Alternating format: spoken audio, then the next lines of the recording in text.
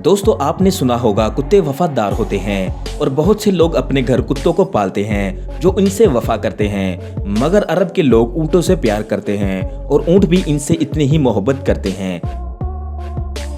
ऐसा ही क्लिप जिसने सबका दिल जीत लिया, जिसमें ऊँट का मालिक अपने बच्चे को गोद में बिठाकर ऊँट के आगे बैठ जाता है, जो ऊँट से बर्दाश्त नहीं होता और ऊँट गर्दन हिला हिलाकर जिद करता है कि इसे गोद से हटाओ और आखिरकार गोद से उतरवा के ही दम लेता है।